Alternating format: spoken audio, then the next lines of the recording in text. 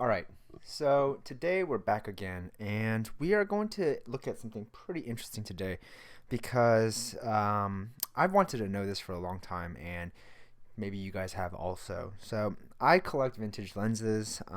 Here's an example. Here is my Leica M4, and this is a new lens I just picked up for it. This is right here a Summicron 50mm f2.0 V3, which is known to be the least desirable Summicron because of the long throw, but it does have a close focus, and I got this for only around $500, which is a fantastic deal. And I've also picked up recently, well, I've had this one for a while. Let's see, here is the Minolta Roker 28mm f2.8, and as you can see, mine does have the spots, but it shoots fine, and I've shot plenty of shots on this. So yep, that's another lens that I have, and the newest lens that I have literally just picked up. Let me grab it. Let me put this sunshade on. All right, so on my A7 IV, this is the Leica Summarit 35 F2.5, and I got this one for $900 yesterday. And so I'm going to show all the prices now, just right here, so you can kind of see. And my real question today is how, Leica is known for fantastic glass, and again, I can't even afford new Leica glass, but this lens is from 2011. Not sure on the year of this one. I'll put all the years down below. But my question is, how does, these lenses, which are, especially the Leica lenses, renowned for incredible sharpness, compare to something like this, which is honestly my favorite lens right now, still, the Tamron G1 28 to 75 f2.8. And I've compared this lens to a lot of more expensive lenses, and I've found this to be an exceptional lens for the price.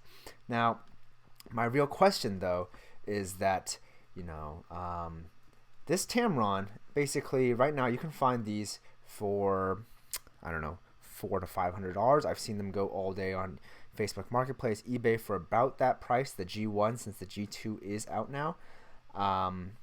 Still, I want to know, how does this lens at the varying focal lengths of 28, 35, and 50 compare to something like the Minolta Roker 28mm f2.8, the Leica Summarit 35 f2.5, and the Leica Summicron f2. So we're going to run some tests and look at some comparison shots and see how it does, all off of this Sony A7 IV body. And I will be using the photo Triox, this Leica M to E-mount adapter. So I'm going to throw in some sample images, and then we'll come back and see if we can tell the difference. Alright, before we go on with any of the tests, I just want to explain how I'm setting this up. I'm going to be shooting one set of images on the Sony A7 III, another set of images on the Sony A7 Mark IV. So just to kind of give a heads up, both have different sensors, both have different white balance readings, so you might get a little bit different colors. I know I could have made this more accurate, but I just did this to save time. I just wanted to give that heads up before we jump into any of the images. Alright, our first set is going to be the 35mm Summarit versus my Tamron 28 to 75. So I'm going to be displaying the images left and right, and in the comments below, just let me know what you guys think is shot with what camera and which lens.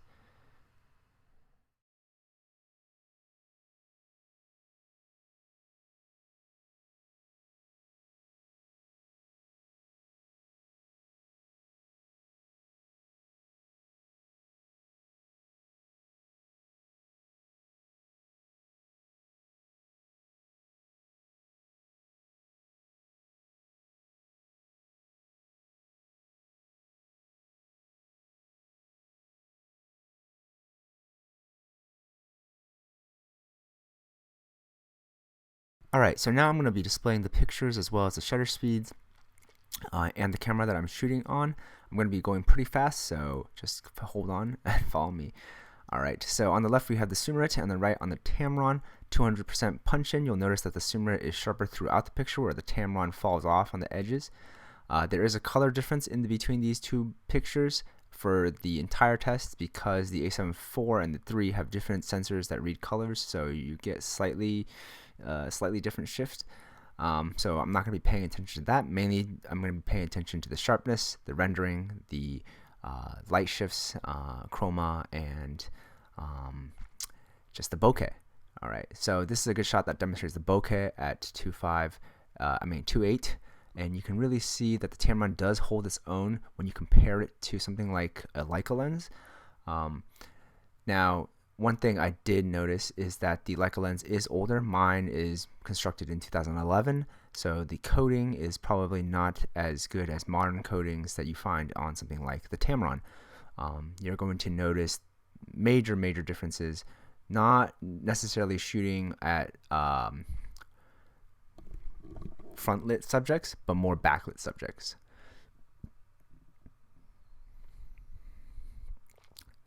So this next shot you really see as you're shooting into the sun, the Tamron handles the glow a lot better. You get a little flare, whereas the Summarit tends to get this glow. It kind of blows out the details in the image. And here again, we really show that the Summarit is sharper.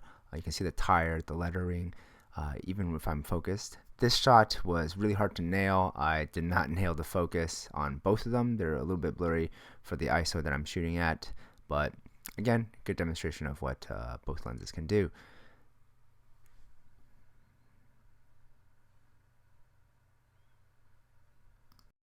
Alright, now we're going to be comparing the 50mm Summicron to the Sony 50mm F1.8, which is the lens that I did not show in the very beginning, so this is going to be pretty interesting. Again, I will be displaying all these images prior to showing you which ones were shot on what lens body setup, so you can take some time to pause here. And I do want to note again that the A7 III and the 4 render colors a little bit differently from my tests now. So any color differences, that's probably due to the body and not the lens, because I've done enough testing where I'm switching back and forth where I've concluded that it is the body that, you know, the newer body, the newer color science that Sony has included.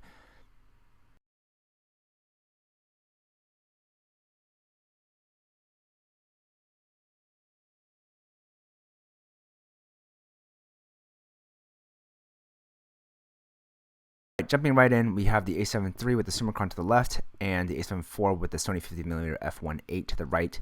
And from these shots, you can again see that the Summicron tends to be sharper throughout the picture, whereas the Sony tends to get, you know, fuzzy near the edges where it doesn't retain the sharpness. The bokeh on the Summicron is also better, as you can see in this shot. It tends to be much more buttery, smooth, versus the if you had to say it, the 50.8 tends to be a little bit jarring.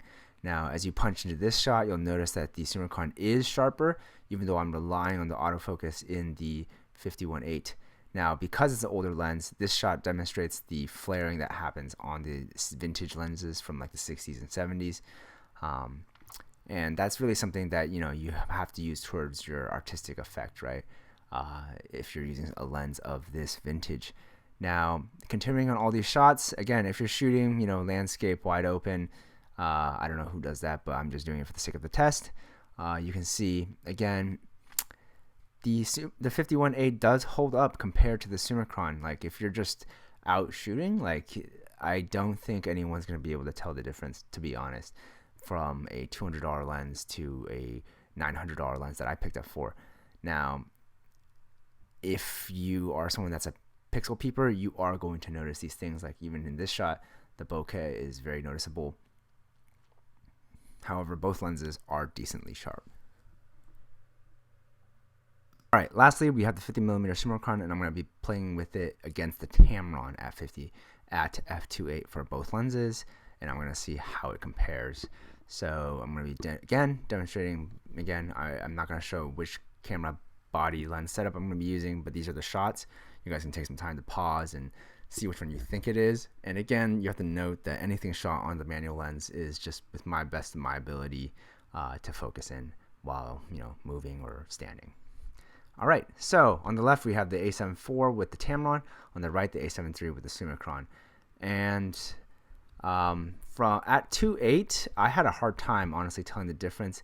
This shot is just because I didn't nail the focus on the Summicron, but I do notice that the color, like the blacks, are a little bit darker, and that might be because I'm shooting with a backlit subject again. That vintage lens, you don't have modern coatings that tend to reduce glare and that kind of ghosting effect. Now at 2.8, it was very difficult for me to tell if the bokeh on the Summicron was better or not.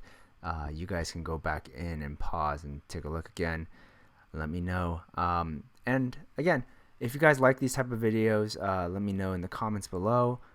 Please like and subscribe. I do like making content like this where I can, just show the differences between gear and what you can get out of gear. So please like and subscribe. I'll see you guys next time.